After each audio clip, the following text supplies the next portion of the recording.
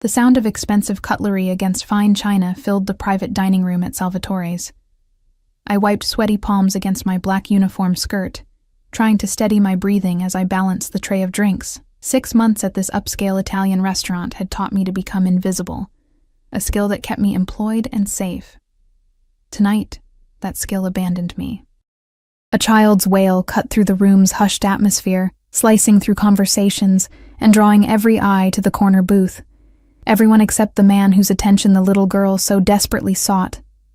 I'd noticed them when they arrived, the girl in a velvet dress that probably cost more than my monthly rent, and him, the man everyone called Mr. Castellano, though I'd heard others whisper Adriano when they thought no one was listening. "Please, sweetheart, eat something," he murmured, his voice a contrast to his appearance, gentle where everything else about him suggested danger. His dark hair was perfectly styled, his suit impeccably tailored to broad shoulders. A heavy watch glinted on his wrist as he pushed a plate of pasta closer to the little girl. She shook her head, dark curls bouncing, her tiny face crumpling further. I shouldn't have been watching so intently. Shouldn't have lingered, but something in the girl's eyes, desperate and sad, held me in place a moment too long. "Is there a problem with my daughter's food?" His voice, suddenly directed at me, made me flinch. His eyes, a piercing hazel that seemed to shift between green and gold under the restaurant's dim lighting, fixed on mine. No, sir," I stammered, lowering my gaze immediately. A chill ran down my spine despite the kitchen's heat still clinging to my skin. Marco, the restaurant owner, had warned all staff about Mr. Castellano. "Treat him like royalty," he'd said, "and pretend you don't see or hear anything." I'd understood the unspoken warning. The man controlled half the city through businesses that had nothing to do with fine dining. The little girl let out another sob, softer this time, more resigned, as though she'd learned early that tears rarely changed her circumstances. Without thinking, a fatal error in hindsight, I knelt to her eye level. "Hey there," I said softly, ignoring the sudden tension that radiated from her father. "Sometimes when I'm sad, I draw pictures on napkins. Would you like to try?" I reached for a crisp linen napkin, aware that Mr. Castellano had gone very still. From the corner of my eye, I saw his bodyguard shift slightly, hand moving inside his jacket, my heart hammered against my ribs. But I focused on the child whose tears had quieted to hiccups. She nodded, and I handed her the napkin along with the pen I kept in my apron pocket. "Emma." Mr. Castellano's voice carried a warning wrapped in silk. "I don't believe this young lady is paid to entertain you." I rose quickly, cheeks burning. "I'm sorry, sir. I just thought... She just misses a mom." The words escaped me before I could stop them. An observation formed from countless families I'd served, from the way the little girl looked at other children dining with their mothers. For one breathless moment, the room seemed to freeze. Even the bodyguards flanking the private dining area turned to stone. Mr. Castellano's jaw tightened, a muscle working beneath the smooth skin. When he looked at me again, something had changed in his gaze, something that made my skin prickle with warning. "Your name." It wasn't a question. "Sophia," I answered, unable to look away from his stare. "Sophia Russo." "Italian?" A eyebrow raised fractionally. "On my father's side. He passed away." I wasn't sure why I offered this information, except perhaps as some instinctive effort to humanize myself before this man who could probably have me fired with a snap of his fingers, or worse. His gaze lingered, assessing, calculating something I couldn't understand. Finally, he nodded toward his daughter. "Emma seems to like you, Sophia Russo." The way he pronounced my name, rolling the R slightly, made it sound like he was tasting it, committing it to memory. I should have recognized the danger in that moment, should have made an excuse and retreated to the safety of the kitchen. Instead, I smiled at Emma, whose tears had dried as she concentrated on drawing something that looked like a house with stick figures. "She's very sweet," I said, meaning it. "Sweet," he repeated, as if testing an unfamiliar word. "Yes, she is." He studied me with uncomfortable intensity before adding, "You may bring the dessert menu now." I nodded and turned to leave, relief washing over me as I escaped his presence. I didn't notice the phone in his hand, didn't see him gesture to one of his men who slipped out the restaurant's front door. I finished my shift at midnight, exhausted but satisfied with the tips. Mr. Castellano had left an obscene amount, enough to cover my overdue electric bill and still have something left over. As I pushed through the back door into the alley behind Salvatore's, the cold October air hit my face, a welcome relief after hours in the steamy kitchen. 3 steps toward the bus stop, and headlights flared to life, blinding me momentarily. A sleek black car idled where there should have been only darkness. My heart stuttered as the back door swung open. Miss Russo. It was the same bodyguard who'd been at the restaurant. Mr. Castellano would like a word. My throat closed. I need to catch my bus. That won't be necessary. Something in his tone made it clear this wasn't a request. Is this about what I said? I didn't mean to offend. Please. The guard gestured to the open door, where I could now make out the shadowy figure of Mr. Castellano inside. Every instinct screamed at me to run, but where? The alley had only 2 exits, and I'd never make it past this man. With trembling legs, I approached the car, the scent of expensive leather washing over me as I slid reluctantly onto the seat. Mr. Castellano sat opposite me. His posture relaxed yet commanding. The interior lights were dimmed, casting his face in shadows that emphasized the sharp angles of his jaw and cheekbones. "Where is Emma?" I asked, immediately regretting the question when his eyes narrowed. "Asleep at home, with her nanny." His voice was cool, measured. "You made quite an impression on her, Miss Russo." The car pulled away from the curb. I dug my fingernails into my palms to keep from panicking. "Mr. Castellano, I apologize if I overstepped. I didn't mean—" "How much do you make at Salvatore's?" he interrupted, as if my apology was irrelevant. The question caught me off guard. What? Your salary, plus tips, monthly." I swallowed hard. "About $2,400 if it's a good month." He made a sound, not quite dismissive but close, and looked out the window at the passing streetlights. "That's insufficient." "It's enough," I said, a flicker of defensiveness rising through my fear. "I manage." His gaze returned to me, and one corner of his mouth lifted in what might have been amusement. The 1-bedroom apartment on Westfield. 3rd floor, no elevator, unreliable heating, a neighbor who plays music until 3 a.m. Ice flooded my veins. "How do you know where I live?" He didn't answer my question. Instead, he said, "Emma hasn't spoken to any adult besides me and her nanny in months. Not since her mother left." He paused, eyes fixing on mine. "She spoke to you." I didn't know what to say to that, so I remained silent, heart hammering as the car turned onto an unfamiliar street lined with expensive brownstones. "Her mother," he continued, voice hardening, "decided motherhood was inconvenient once she secured a portion of my wealth. She's in Monaco now, with her 24-year-old yoga instructor." "I'm sorry," I said softly, surprised to find I meant it. Not for him, this dangerous man who clearly had me investigated in the span of hours, but for Emma, whose sad eyes now made perfect sense. The car slowed to a stop outside a restaurant I recognized as one of the most exclusive in the city, closed at this hour to everyone except, apparently, Adriano Castellano. "I have a proposition for you, Sophia Russo." He leaned forward slightly, close enough that I caught the scent of his cologne. "Something expensive and subtle. You will have dinner with me, and we'll discuss Emma's future. And yours." Confusion replaced some of my fear. Her future? I don't understand.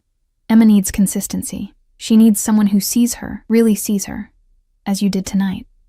His eyes, unreadable in the dim light, stayed fixed on mine. She needs a mother figure. Realization dawned slowly, absurdly. "You can't possibly mean—" "I'm offering you a position, Miss Russo, as Emma's live-in nanny." Relief flooded me, followed immediately by suspicion. "Why me? You don't know anything about me." His smile didn't reach his eyes. "I know everything about you. 24 years old. Nursing degree. Incomplete. Dropped out after your father's medical bills consumed your savings. No living relatives since your grandmother passed last year. Clean record. No debt except student loans, and you send flowers to your father's grave every month." He paused. "You're honest. You work hard. And most importantly, Emma responded to you." My skin crawled at how thoroughly he'd invaded my privacy in just a few hours. What makes you think I'd accept? Triple your current salary. Private suite in my home, all expenses covered. He named a figure that made me blink. Plus, benefits. The car door opened, held by the silent bodyguard. Mr. Castellano extended his hand, his expression making it clear he expected me to take it. I haven't agreed to anything, I said, even as I found myself placing my hand in his. His fingers closed around mine, warm and strong. Have dinner with me, Sophia, then decide. I should have refused, should have demanded to be taken home. Instead, I stepped out of the car, my hand still in his, and allowed him to lead me into the darkened restaurant where a single table waited, set with candles and crystal. My daughter cried for her mother tonight, he said, his voice low as he held my chair. But she smiled for you. Do you understand the rarity of that? I didn't. Not really. But as I sat across from this powerful, dangerous man whose eyes never left my face, I sensed that I was crossing a threshold from which there would be no return. One dinner, I said, trying to sound firm despite the tremor in my voice. And then I decide. His smile this time seemed genuine, revealing perfect white teeth. Of course.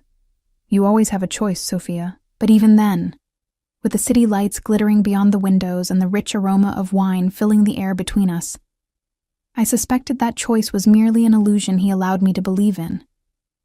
And somehow, that made him all the more dangerous. Block 2. Candles flickered, casting golden shadows across the white tablecloth. The restaurant was eerily silent without its usual bustle. No clinking glasses, no murmured conversations, just the occasional soft footfall of the lone waiter who appeared and disappeared like a ghost at Mr. Castellano's subtle gestures. You haven't touched your wine, his observation cut through my thoughts. I glanced down at the untouched ruby liquid. I don't drink much. Never, or just tonight? His eyes, constantly assessing, missing nothing, studied my face. Rarely, I admitted. My father was... I hesitated, unsure why I was telling him this. He struggled with alcohol after my mother died. Mr. Castellano nodded once, then gestured to the waiter, who immediately removed my wine glass and replaced it with water. The small consideration unsettled me more than his intimidation had. Tell me about your experience with children, he said as the first course arrived. Something delicate involving scallops that probably cost more than my weekly grocery budget. I shifted in my seat. I worked in pediatrics during my nursing training, and I used to babysit through college. But no formal childcare qualifications. No. He considered this, cutting his food with precise movements. It doesn't matter. Emma doesn't need qualifications. She needs someone who sees her. Mr. Castellano? Adriano, he corrected smoothly. If you're to live in my home, formality seems excessive. The casual mention of my potential employment sent a chill through me. I haven't agreed to anything, yet, he added, the hint of a smile playing at the corner of his mouth. Tell me what's holding you back. The money is substantial. The accommodation's exceptional. I set my fork down, gathering courage. Perhaps the fact that within hours of meeting me, you had me investigated, followed, and essentially kidnapped from my workplace. His expression didn't change, but something flickered in his eyes. Amusement, perhaps. Kidnapped? The car door wasn't locked, Sophia. You could have left at any time. We both knew that wasn't true. As for the investigation, he continued, I have a 4-year-old daughter. Would you expect me to invite someone into her life without verification? Put that way, it sounded almost reasonable. Almost. Your reputation precedes you, I said carefully. I've heard things about your business dealings. Have you? It wasn't a question. His tone remained pleasant, but the temperature in the room seemed to drop several degrees. I pushed on, recklessness born of fear giving me courage. They say you control half the import business in the city, that politicians and police chiefs are on your payroll, that people who cross you disappear. His expression remained impassive. And you believe everything you hear? I believe in smoke and fire. He set his cutlery down with deliberate care. My business interests are diverse, Sophia. Some operate in gray areas of the law, I won't insult your intelligence by claiming otherwise. His gaze locked with mine, but Emma exists in a separate realm. Her world is secure, privileged, and completely legitimate, as would be your employment. The waiter appeared, clearing our plates and serving the next course. I used the interruption to gather my thoughts, acutely aware that this conversation was treading dangerous ground. Why not hire a professional nanny? Someone with references, experience with... I hesitated, then finished. With your lifestyle. I've employed 5 nannies in the past year, all with impeccable credentials. All utterly forgettable to Emma. He leaned forward slightly. She's withdrawn since her mother left. Tonight was the first time she's engaged with a stranger in months. Despite myself, my heart ached for the little girl with the sad eyes. Children are resilient. With time is precisely what I lack, he interrupted, a new edge to his voice. My business requires travel, meetings. I cannot be with Emma as much as she needs. And her mother? Couldn't she? Is not a subject for discussion. His tone ended that line of conversation definitively. After a moment, he added, Claudia signed away her parental rights in exchange for a settlement. She has no interest in motherhood. I thought of the little girl drawing silently on a napkin, and anger flared unexpectedly. How could anyone abandon their child like that? Something changed in his expression. Approval, perhaps. Indeed. The main course arrived, perfectly cooked steak for him, pasta with seafood for me. We ate in silence for several minutes before he spoke again. Your apartment lease ends next month. I nearly choked on my food. You checked my lease? I'm thorough. He said it as if it were perfectly normal to investigate a stranger's housing situation. The building has been purchased. Rents will increase by 40%. My stomach dropped. I was already stretching my budget to the breaking point. That's not possible. There are laws with loopholes, he cut in smoothly. The new owner planned significant renovations, which allow for substantial increases. Suspicion bloomed. And who is this new owner? He met my gaze steadily, not bothering to deny what we both knew. You could live rent-free in a private suite with security, a separate entrance, and complete autonomy when not caring for Emma. Or scramble to find another apartment in your price range in a city with a housing crisis. Anger flashed hot behind my eyes. So that's your strategy? Back me into a corner financially? I'm presenting options. The choice remains yours. I set my fork down with more force than necessary. This isn't a choice. It's coercion. Perhaps, he acknowledged with a slight inclination of his head. But consider this. You need employment and housing. Emma needs stability and care. I'm offering a solution that benefits everyone. Except I'd be working for a man who thinks nothing of manipulating people's lives to get what he wants. His lips curved into a smile that didn't reach his eyes. You've just described every CEO in America, Sophia. You're not just a CEO. No, he agreed, his voice dropping lower. I'm not. The implied danger hung between us, acknowledged but unspoken. I should have been more frightened than I was. Instead, a strange calm settled over me. The clarity that comes when options narrow to a single path. If, and I mean if, I were to consider this position, I would need guarantees. Interest flickered in his eyes. Name them. Complete autonomy over Emma's daily routine. Your input is welcome, but no overriding my decisions without discussion. He considered this, then nodded once. Acceptable, within reason. A written contract with severance provisions if things don't work out. Of course. And I hesitated, then plunged ahead. No expectation of additional services. His expression hardened instantly, a dangerous glint in his eyes. I don't pay for sex, Miss Russo. Not with money, not with employment. Is that clear? My cheeks burned with embarrassment, but I held his gaze. Perfectly. Good. He signaled for dessert. Any other concerns? Your business associates. I don't want Emma exposed to any danger. My home is the most secure location in the city. Emma's safety is my highest priority.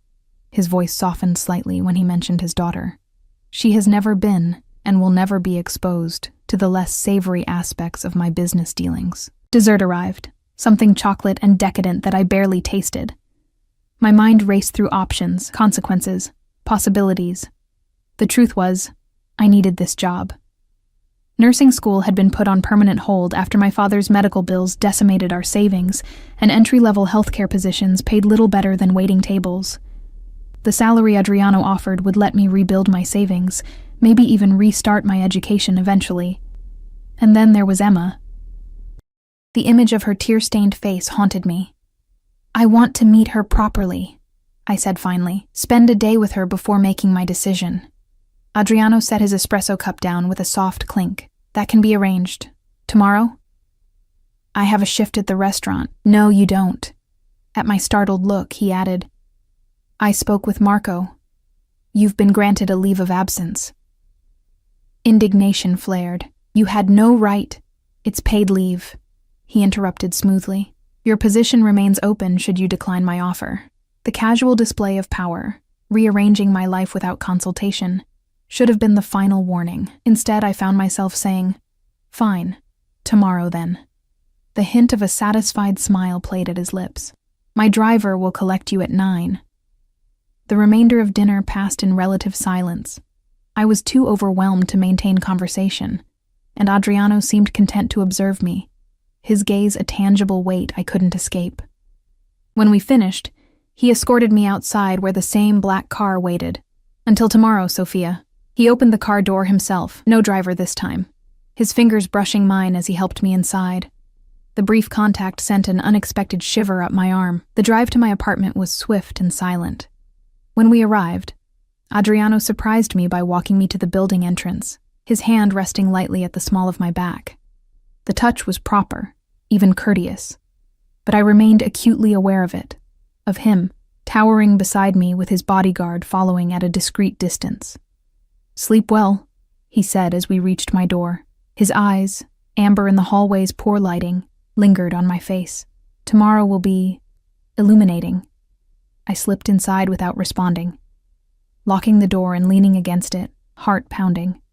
What had I gotten myself into? Sleep evaded me that night. I tossed in my narrow bed, mind cycling through the evening's events. By dawn, I'd convinced myself to call it off, to tell Adriano Castellano that I couldn't accept his offer regardless of the financial consequences. Then I checked my bank account. A deposit had been made at 3 a.m. The amount, precisely 3 months of my salary at Salvatore's, was labeled consultation fee. It was exactly enough to cover my overdue bills, with enough left to float me until I found another job if necessary.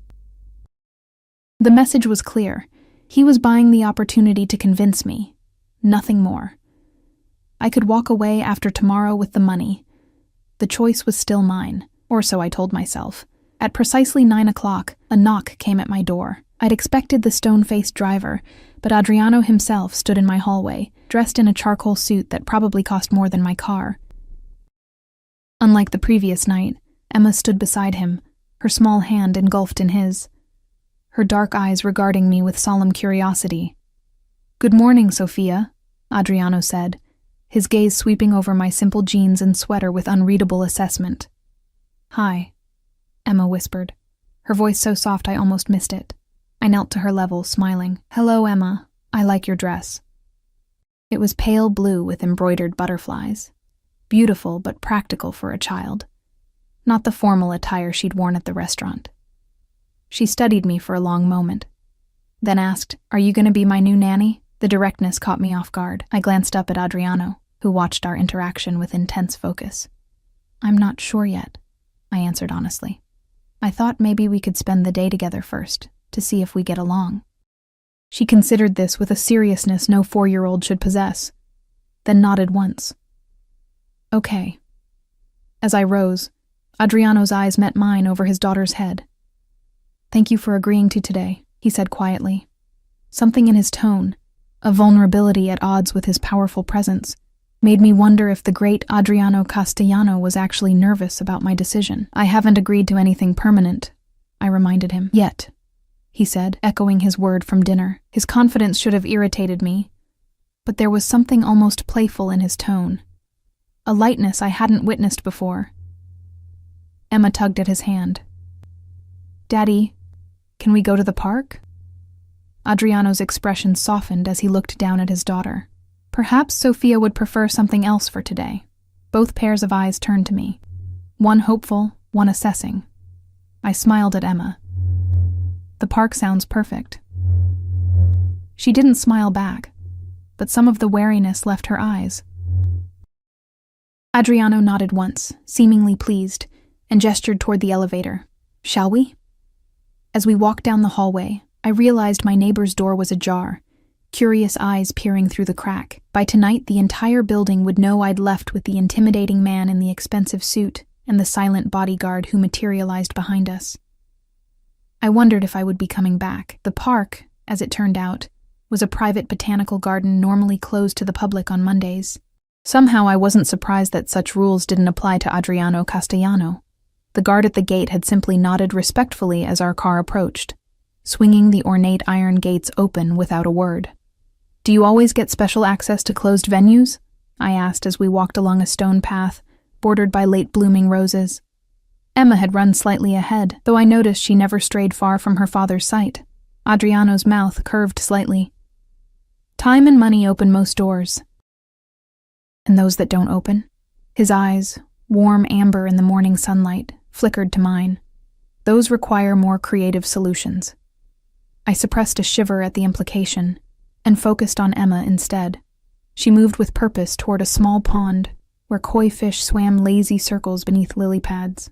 When we caught up, she was kneeling at the edge, watching the fish with rapt attention. "They know me," she said without looking up. "They remember I feed them." Adriano reached into his pocket and produced a small container of fish food pellets. The practiced motion suggested this was a familiar ritual. He handed it to Emma, who carefully sprinkled a few pellets onto the water's surface. Instantly, the pond erupted with activity as orange and white fish competed for the offering. "We come here every Monday," Adriano explained, his voice pitched for my ears only. "It's her favorite place." I watched as Emma meticulously distributed the food, ensuring every section of the pond received equal attention. There was something methodical in her movements that seemed beyond her years, a precision that mirrored her father's careful control. "She's very detail-oriented," I observed. Pride flickered across Adriano's face. "She notices everything. Like her father," I said before I could stop myself. His gaze sharpened on my face. "You're observant yourself, Sophia." We fell silent, watching Emma complete her feeding ritual. When she finished, she carefully closed the container and returned it to her father, who pocketed it with a murmured, "Thank you, Piccola." "She speaks Italian?" I asked, as Emma returned to studying the fish. "Some." "Her mother," he paused, his expression hardening momentarily, "wasn't interested in maintaining her heritage. I've been teaching her since her mother left them." He didn't need to finish the sentence. "I know some Italian," I offered. "My grandmother insisted, said our heritage shouldn't die with geography." Something like approval flickered in his eyes. "Your grandmother was a wise woman." We continued walking, Emma occasionally darting ahead to examine flowers or insects before returning to our orbit. I noticed how Adriano's bodyguards, there were 3 today, maintained a discreet distance, positioned to monitor all approaches to our location without intruding on our bubble of privacy. "They're always with you?" I asked, nodding subtly toward the men. "Always," he confirmed without elaboration. "Even at home?" "The property is secure. Inside the house we have privacy." His gaze met mine. "You would never feel observed." The implication that he'd sensed my concern about living under constant surveillance was unsettling. Was I that transparent, or was he that adept at reading people? "Daddy, I'm hungry," Emma announced, appearing suddenly at his side. Adriano checked his watch. Platinum, I noticed, not gold like most men would choose. "Right on schedule," he said with warm affection that transformed his stern features. To me, he added, "She's extremely punctual. Lunch is always at 11:30. The observation might have seemed trivial, but I recognized it for what it was. He was sharing his daughter's patterns, her preferences, testing my response to her needs. We settled at a small pavilion where, Remarkably, a table had already been set with a light lunch. I wondered how many staff had been coordinated to create this seemingly effortless day, how many people worked invisibly to smooth Adriano Castellano's path through the world. Emma sat beside her father rather than across from him, I noticed. Their movements showed practiced coordination, him cutting her sandwich into precise triangles, her waiting patiently without having to ask. They functioned as a unit, these two, with understanding born of shared routine. "Do you like tuna salad, Sophia?" Emma asked unexpectedly, studying me with those serious dark eyes so like her father's. "I do," I answered, surprised by the direct question from the previously reticent child. She nodded as if confirming a theory. "Daddy said you might. That's why we have it today." I glanced at Adriano, who was focused on pouring Emma's apple juice with careful precision. Another piece of information he'd somehow gathered about me, another reminder of how thoroughly he'd investigated my life. "Your daddy is very thoughtful," I said neutrally. Emma considered this. "He remembers everything important." Something in the way she said it, with absolute conviction, tugged at my heart. This little girl trusted her father completely, saw his attention to detail as evidence of care rather than control. And perhaps for her, it was. As we ate, Emma gradually emerged from her shell, offering small observations about the gardens, the fish, the butterfly she'd seen earlier. She didn't smile often, but when she did, her entire face transformed, and so did her father's. In those moments, watching Adriano's expression soften as he responded to his daughter's rare joy, I glimpsed the man beneath the intimidating exterior. After lunch, Emma asked if she could show me her favorite flowers. Adriano nodded, and she slipped her small hand into mine with surprising confidence. The gesture, so simple yet so telling, wasn't lost on her father, whose eyes tracked our joined hands with an unreadable expression. Emma led me along winding paths, pointing out particular blooms with the expertise of a frequent visitor. Her knowledge was impressive for a 4-year-old. She knew names, colors, which ones attracted butterflies. Occasionally, she would glance back to ensure her father was still following at a discreet distance, relaxing visibly when she confirmed his presence. "These are the prettiest," she declared finally, stopping before a bed of late-blooming dahlias in vibrant pinks and purples. I knelt beside her. "They're beautiful. Do you know what they're called?" "Dahlias," she said confidently. "Daddy says they mean dignity and elegance." I glanced back at Adriano, surprised. "You know the language of flowers?" A hint of color touched his cheekbones, the first sign of anything approaching embarrassment I'd seen from him. "My mother was a florist," he said simply. The unexpected glimpse into his past fascinated me more than it should have. Before I could ask more, Emma tugged my hand again. "Can I show you the secret garden?" she asked, her voice hushed with importance. I looked to Adriano, who nodded permission. "The Japanese garden," he explained. "It's her special place." Emma led us down a secluded path to a small garden enclosed by bamboo.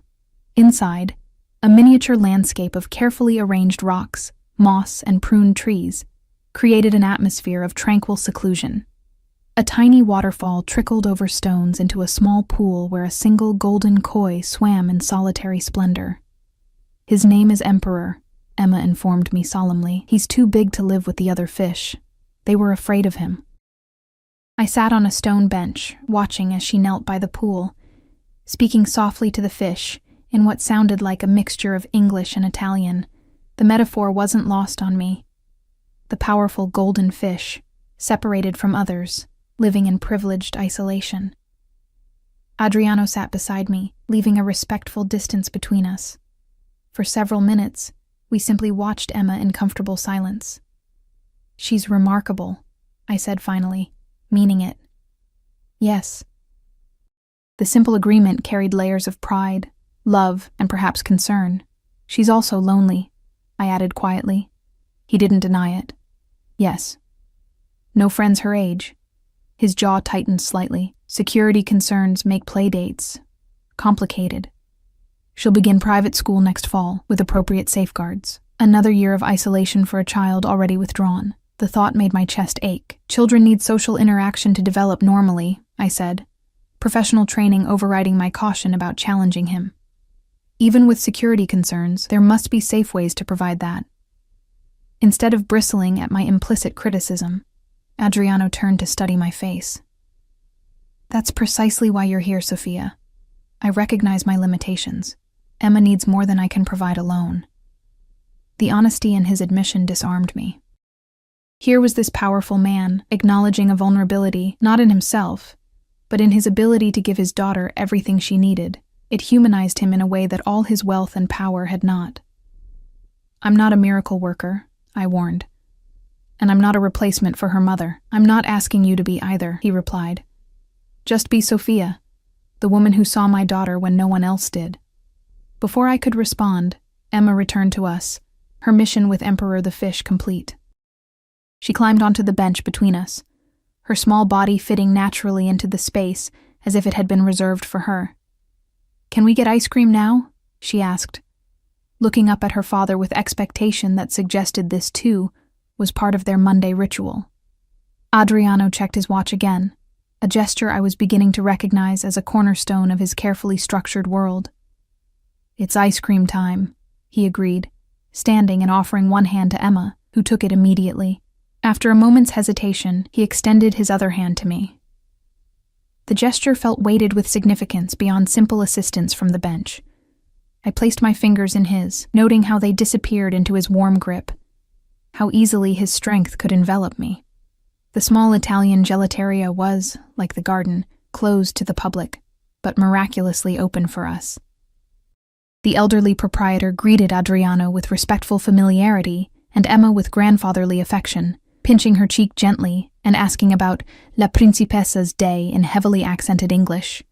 Emma ordered stracciatella without hesitation. Adriano declined with a small shake of his head when the owner looked to him expectantly. When my turn came, I asked for pistachio, earning an approving nod from the old man. Signor Castellano's mother, she always order pistachio, he told me with a wink.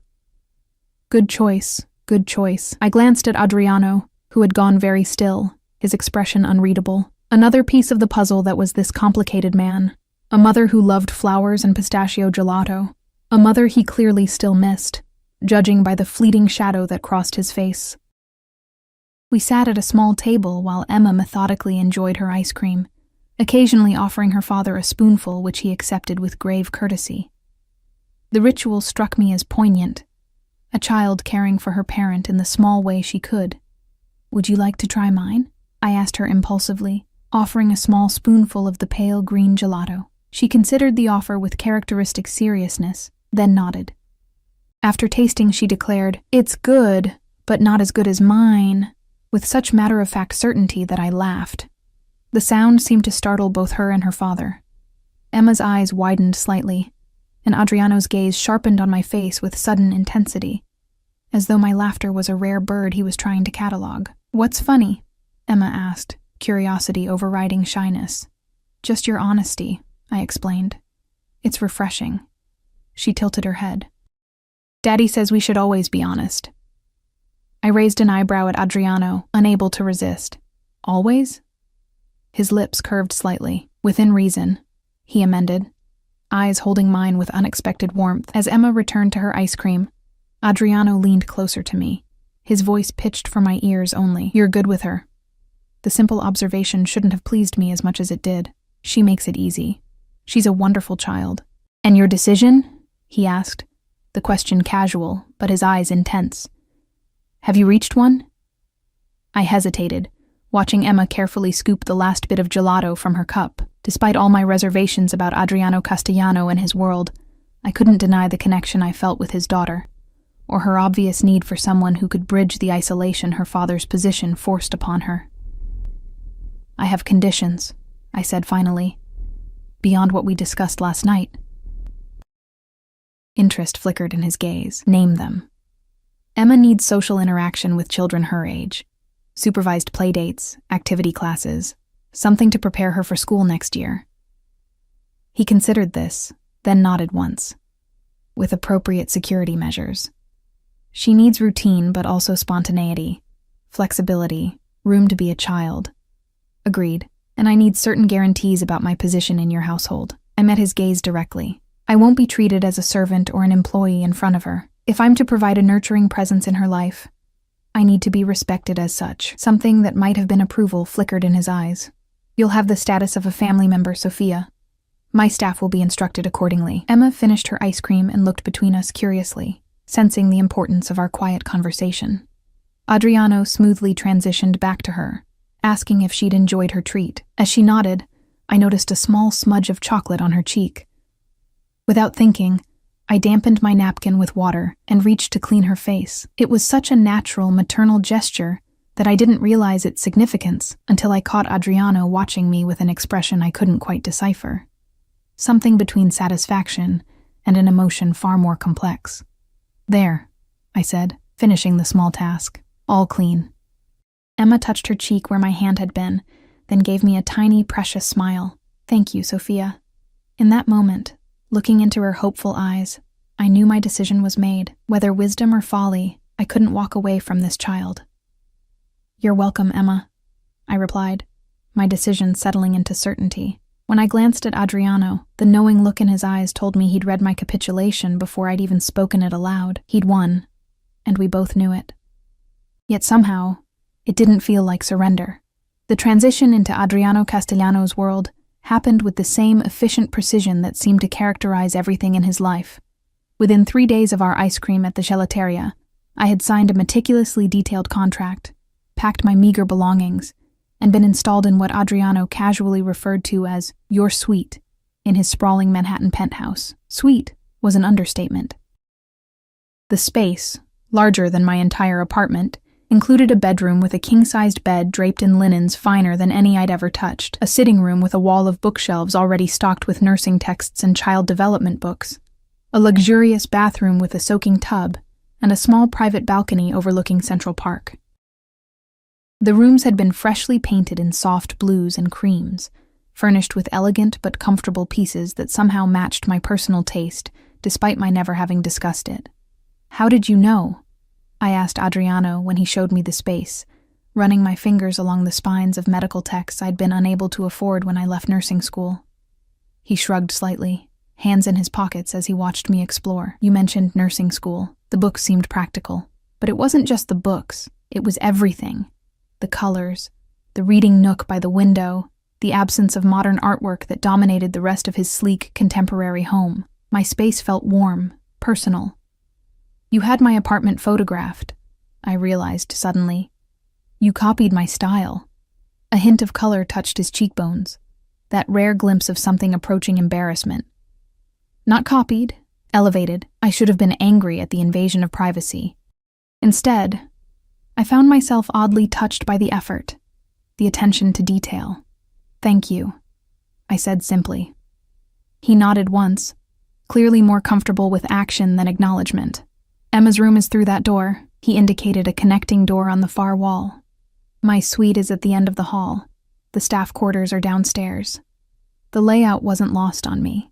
I'd been placed in the family wing, not with the other employees. Another statement of my ambiguous position in this household. That first night, after helping Emma with her bedtime routine, bath, stories, the precise arrangement of stuffed animals that had to be just so, I sat on my new balcony, wrapped in a cashmere throw I could never have afforded, and wondered what I'd gotten myself into. The city sprawled before me, lights twinkling in the autumn darkness. Somewhere far below, people went about their ordinary lives, unaware of the rarefied world I'd stepped into. A world of privilege and danger so intertwined, they had become indistinguishable. A soft knock at my door pulled me from my thoughts. Adriano stood in the hallway, a bottle of wine and 2 glasses in his hands. He'd changed from his usual suit into dark jeans and a gray cashmere sweater that made him look younger, less intimidating, though no less commanding. I thought you might be having second thoughts, he said, his perception once again unnervingly accurate. May I come in? I hesitated only briefly before stepping aside. He moved past me, his cologne, subtle and expensive, briefly enveloping me as he passed. You don't drink, he remembered, pausing. I can bring something else. Wine is fine occasionally, I said. surprised by his consideration. Especially on nights like this, he nodded and continued to the balcony, setting the glasses on the small table. As he poured, I noticed the label, something French and undoubtedly costly. "How is Emma settling in?" he asked, handing me a glass as I took the seat opposite him. "She's excited to have me here," I said honestly, though I think she's still uncertain about where I fit. "That makes two of us," he murmured, so quietly I almost missed it. I studied him over the rim of my glass. In the dim light, with the city glittering behind him, Adriano Castellano looked almost vulnerable, a man navigating unfamiliar territory. "I meant to ask," I said, "where is Emma's regular nanny?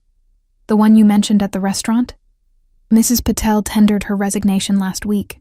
She's returned to London for family reasons."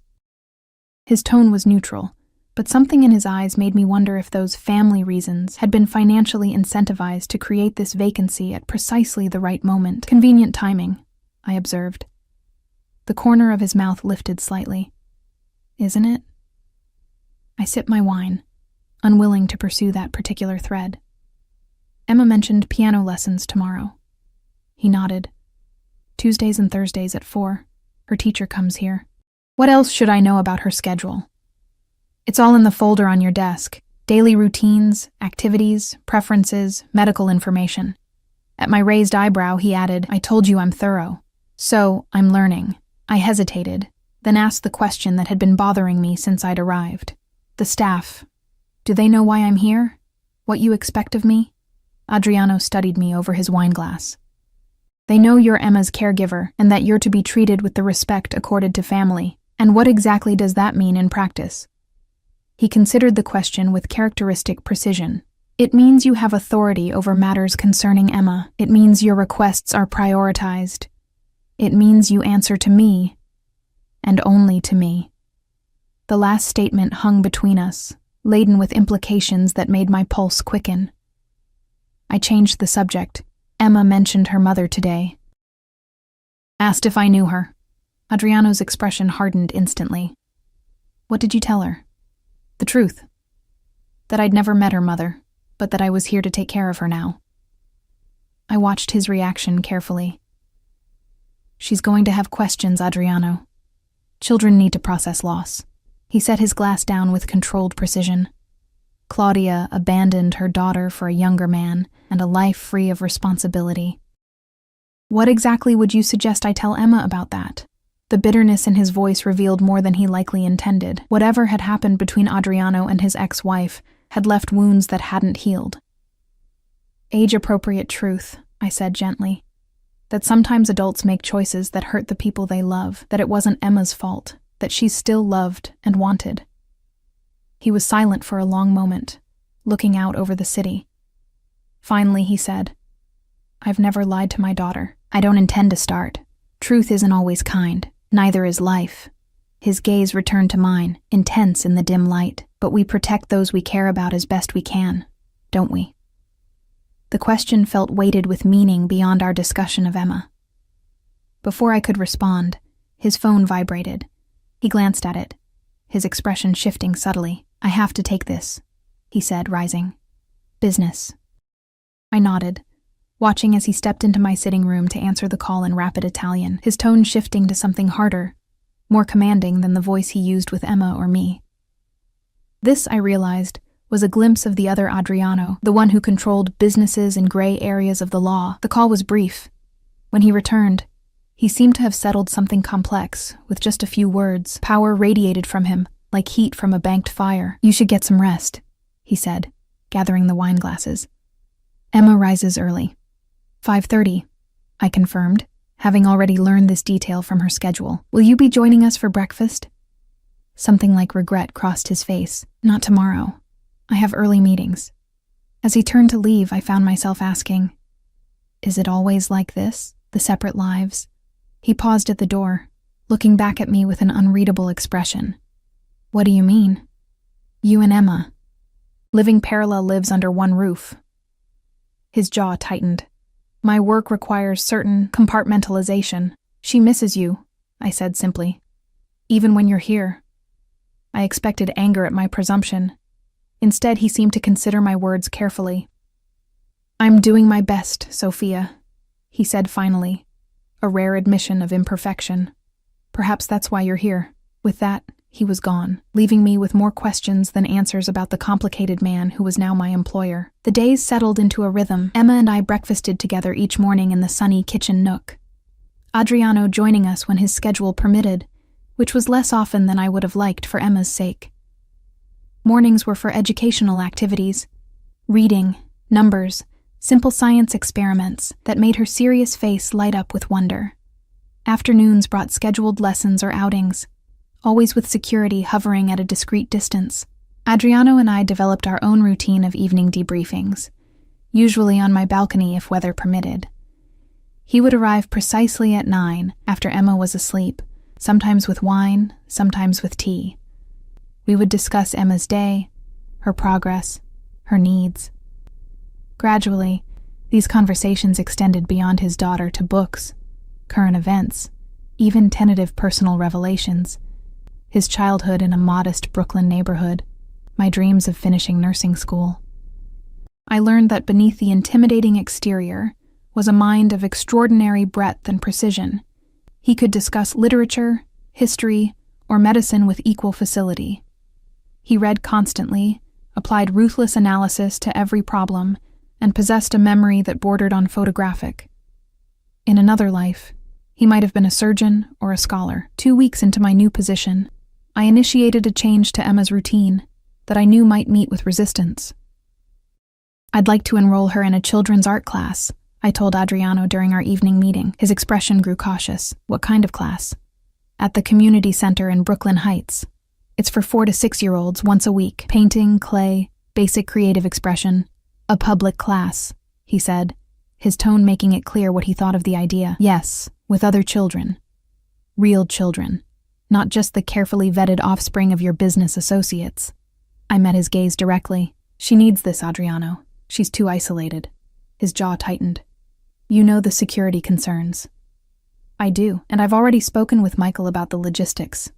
Michael, I'd learned, was his head of security, the stone-faced man who'd been in the car that first night. "The center can be secured. Proper protocols can be established." Adriano's eyebrows rose slightly. "You discussed this with my security chief before me?" "I did my homework before presenting the proposal," I said evenly. "Isn't that what you would do?" A hint of amusement flickered in his eyes. "Using my own methods against me, Sophia?" "Learning from the best," I countered. He studied me for a long moment, then nodded once. "I'll consider it." Coming from Adriano, it was practically capitulation. I pressed my advantage. "There's one other thing. Emma's birthday is next month." "I'm aware," he said dryly. "She should have a proper party, with other children." Now his expression closed entirely. "Absolutely not. The security risks can be managed," I interrupted. "A small group, thoroughly vetted. Here, where you control the environment. And where would these children come from? Emma has no friends her age. She will, after starting art class," I pointed out. "And there are children of your business associates. Your legitimate business associates," I emphasized. "She deserves this, Adriano, a normal childhood experience." He was silent for a long moment, conflict evident in his expression. Finally, he said, 3 children, maximum, and Michael oversees all security arrangements personally." I smiled, knowing it was the best I would get. "Thank you." He waved off my gratitude with a slight gesture. "Don't thank me yet. If there's the slightest security concern, it will be canceled immediately." "Understood." As he rose to leave, he paused, looking down at me with an odd expression. "You're changing things, Sophia, more than I anticipated. Is that a problem?" I asked, suddenly uncertain. "No," he said after a moment. "It's why you're here." The art class proved transformative for Emma. Though initially shy and reluctant to interact with the other children, by the 3rd session, she had formed a tentative friendship with a girl named Lily, whose father, I later learned, was an investment banker with peripheral connections to Adriano's legitimate businesses. The connection had been thoroughly vetted by Michael, who now accompanied us to every class along with another security team member. Lily asked if I can come to her house. Emma informed me one afternoon as we rode home in the town car, her latest watercolor masterpiece carefully preserved in a folder on her lap. I glanced at Michael, whose impassive expression revealed nothing. That sounds like fun. I'll discuss it with your father. Emma's eyes, so serious for a child her age, studied my face. He'll say no. The simple certainty in her voice broke my heart a little. You don't know that, sweetheart. He always says no to going to other people's houses. Because of security, she said, the adult word sounding incongruous from her small mouth. I reached across to squeeze her hand. Let me talk to him, okay? Sometimes grown-ups can be persuaded to change their minds. She looked skeptical but nodded, returning her attention to the passing scenery. That evening, I brought up the invitation during our balcony meeting. As I expected, Adriano's immediate response was negative. It's not possible, he said flatly. Unknown location, too many variables, insufficient control. Lily's father is James Peterson. You know him, I pointed out. From what Michael tells me, he's been thoroughly investigated and has legitimate business connections to your shipping company. Adriano's eyes narrowed. Michael has been rather forthcoming with you. He understands what I'm trying to do for Emma. And what is that, exactly? I met his gaze steadily. Give her as normal a childhood as possible within the constraints of your world. For a long moment, he simply looked at me, something unreadable shifting in his eyes. Then, unexpectedly, he asked, would you go with her? Of course, I said, surprised by the question. And Michael, plus 2 additional security. I blinked. You're saying yes? I'm saying I'll consider it, he corrected, if you agree to certain conditions, such as? You stay with her at all times. Michael conducts a full security sweep before her arrival. The visit is limited to 2 hours, maximum. And he hesitated, then finished. I want to meet the parents first. It was more concession than I'd expected. Thank you, I said softly. This means a lot to Emma. Something flickered across his face. Vulnerability, perhaps, or uncertainty. Does she really believe I always say no? The question caught me off guard with its hint of genuine hurt. She's 4, Adriano. Children see patterns and make simple conclusions. He nodded slowly, processing this. I'll make the arrangements to meet the Petersons. Perhaps dinner here next week. I hid my surprise at how quickly he was moving on this. Emma will be thrilled. As he rose to leave, he paused, looking down at me with an intensity that made my pulse quicken. You're good for her, Sophia. Better than I anticipated. The compliment warmed me more than it should have. She makes it easy. She's an extraordinary child. Yes, he agreed, his voice softening the way it only did when he spoke of his daughter. She is. As he turned to go, his hand brushed mine, the contact brief, but electric. For a moment, neither of us moved, the unexpected touch hanging between us like a question neither was prepared to ask. Then he was gone, leaving me alone with the night sky and the unsettling realization that Adriano Castellano was becoming more than just my employer. The dinner with the Petersons proved surprisingly normal, if one ignored the security suite beforehand and the staff who moved with practiced invisibility around us. James Peterson was a distinguished man in his 40s, with a quick laugh and none of the nervous deference most people showed around Adriano. His wife, Claire, a pediatrician with warm eyes and a gentle manner, immediately put both Emma and me at ease. Their daughter, Lily, already in pajamas beneath her dress coat, had brought a stuffed unicorn as a gift for Emma, a gesture that left my normally reserved charge speechless with delight. The girls seemed to have bonded at art class, Claire observed as we adults shared coffee in the living room after dinner. Emma and Lily were playing nearby, their heads bent together over a puzzle. Emma talks about Lily constantly, I confirmed, smiling as the girls whispered conspiratorially. The class has been wonderful for her. James swirled his espresso thoughtfully. Lily's been asking when Emma can visit. Our home is quite secure. Gated community, doorman building. I felt Adriano stiffen slightly beside me on the sofa, though his expression remained pleasant. Security is a particular concern for my family, he said smoothly. I'm sure you understand. Claire exchanged a glance with her husband. Of course. In your position. The unspoken acknowledgement of Adriano's reputation hung briefly in the air before Claire gracefully changed subjects. Emma mentioned a birthday coming up. Perhaps we could arrange something around that time? I held my breath. watching Adriano navigate this normal parental exchange that was clearly unfamiliar territory for him. "Actually," he said after a moment, "Emma will be having a small celebration here. We'd be pleased if Lily could attend." The invitation, delivered with the same gravity he might use for a business proposition, made me hide a smile behind my coffee cup. "That would be lovely," Claire replied warmly. "Lily will be thrilled." By the evening's end, it was settled. Lily would come to Emma's birthday celebration, and Emma would be permitted a closely supervised playdate at the Petersons' apartment the following week. Watching Adriano shake hands with James at the door, I felt a small surge of victory. One small step toward normalcy for Emma. "That wasn't so terrible, was it?" I asked lightly, as we stood together in the hallway after our guests departed. Adriano's mouth curved slightly. "The doctor was interrogating me," I laughed. "Claire? She was just making conversation." "She was assessing whether I'm a fit parent," he corrected, though without heat. "The questions about Emma's routine, her schooling plans, her pediatrician, those weren't casual inquiries." I hadn't noticed the pattern, but now that he mentioned it, Claire had asked several questions that could be interpreted that way. "She's a pediatrician. Professional interest. Professional concern," he countered, though he seemed more amused than offended. "She was determining whether the dangerous Mr. Castellano is raising his daughter appropriately." The self-awareness in his tone surprised me. "And her verdict?" "Reserving judgment, but leaning favorable," he replied dryly. "Thanks largely to you. Me. Your presence reassures her, a normal, nurturing influence in Emma's life." His eyes held mine. "She's not wrong." The simple acknowledgement warmed me. "I'm glad it went well, for Emma's sake." "Yes," he agreed, gaze shifting to where his daughter had fallen asleep on the sofa, the stuffed unicorn clutched tightly in her arms. "For Emma." As I moved to lift the sleeping child, Adriano stepped forward. "I'll take her."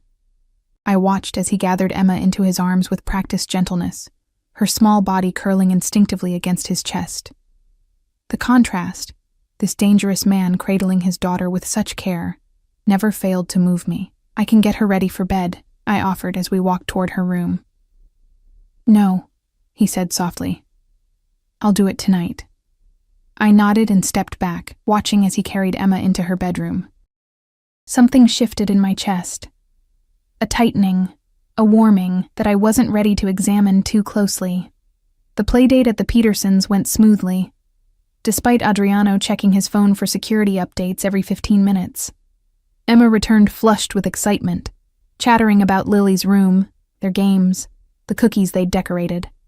For days afterward, she seemed lighter somehow, as if the simple experience of playing in another child's home had opened a door she hadn't known existed. "Lily has a mommy and a daddy," she observed one evening as I tucked her into bed. "And a baby brother." "She does," I agreed, smoothing her dark curls away from her forehead. Emma was quiet for a moment, her small face serious in the dim light from her bedside lamp. "Do you think my mommy will ever come back?" The question pierced me. We'd had variations of this conversation before, but never so direct. "I don't think so, sweetheart," I said gently, choosing honesty as Adriano and I had agreed. "Sometimes when grown-ups leave, they don't come back." She nodded, accepting this with a resignation no 4-year-old should possess. "That's what Daddy says too. Your daddy loves you very much," I reminded her, "and so do I." The words slipped out naturally, and I realized with a start that they were true. In the 3 months I'd been living in the Castellano household, this solemn child had completely captured my heart. Emma studied my face carefully. "Even though you're not my real mommy, love doesn't care about real or not," I told her, gathering her small body against mine in a hug. "It just is." She seemed to consider this, then asked, "Does Daddy love you too?" The innocent question caught me completely off guard. "What makes you ask that, sweetie? He looks at you different," she said with a child's simple observation. "And he smiles more when you're here." I felt heat rise to my cheeks. "Your daddy and I are friends. We both care about you very much." She accepted this non-answer with a small nod, already drifting towards sleep. I kissed her forehead and slipped from the room, troubled by her perception and by my own confused feelings. The truth was, something had been shifting between Adriano and me for weeks. Our evening conversations had grown longer, more personal. His customary reserve softened around me in small, subtle ways, a lingering glance, a casual touch, a rare full smile that transformed his stern features. And I, despite all my initial wariness, had begun to see the man beneath the fearsome reputation, brilliant, lonely, devoted to his daughter, carrying wounds he rarely revealed. I found him on my balcony that night, though we had no scheduled meeting. He stood looking out over the city, hands in his pockets, lost in thought until I joined him. "Emma asleep?" he asked without turning. "Yes. She had an interesting question tonight." "Oh?" Now he glanced at me, profile sharp against the city lights. "She wanted to know if you love me." I watched his reaction carefully, saw the slight stiffening of his shoulders, the careful control that settled over his expression. "Children are remarkably perceptive," he said after a moment. "They see patterns," I agreed. "She says you look at me differently." Now he turned fully to face me, amber eyes intent in the dim light. "And how do I look at you, Sophia?" My pulse quickened under his steady gaze. "Like you're trying to solve a puzzle, or like—" I hesitated, then finished honestly, "like you want something you're not sure you should have." The corner of his mouth lifted slightly. Remarkably perceptive indeed. We stood in charged silence, the unspoken shifting between us like a living thing. "This is complicated," I said finally. "Yes. I work for you." "A technicality," he countered. "You've become more than an employee, and we both know it." The simple acknowledgement of what had been building between us hung in the air. I took a steadying breath. "What exactly are we doing, Adriano?" He moved closer, close enough that I could feel the warmth radiating from him in the cool night air. "I think you know. I need to hear you say it." His gaze never left mine. "I've developed feelings for you, significant ones." The direct admission, delivered with his characteristic precision, still managed to take my breath away. "That's problematic." "Why?" "Because of who you are, what you do." I gestured vaguely. "Your world." "My world has many facets, Sophia. Not all of them dangerous." "But some of them are," I insisted. "I've seen the men who come to your study late at night. The conversations that stop when I enter a room. The calls you take in Italian that change your entire demeanor." He didn't deny it. "Those aspects of my life are separate from my home, from Emma, from you." "Are they? Can they be?" I challenged. "What happens if someone from that world decides to use your personal attachments against you? Isn't that why you have so much security? Why Emma lives such an isolated life?" His expression hardened slightly. "I would never allow harm to come to either of you. That's not a promise anyone can keep," I said softly. "Not even Adriano Castellano." He was silent for a long moment, the muscle in his jaw working.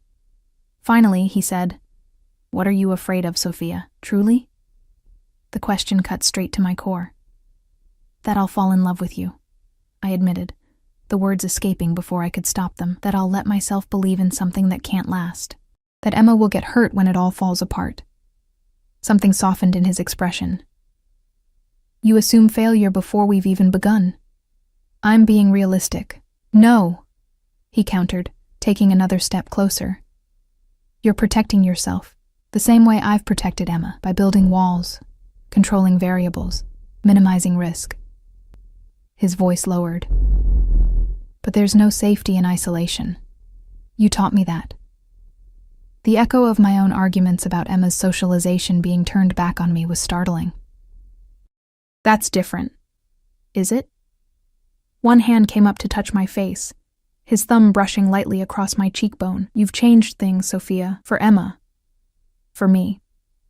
His eyes held mine. "The question is whether you're brave enough to let things change for you too."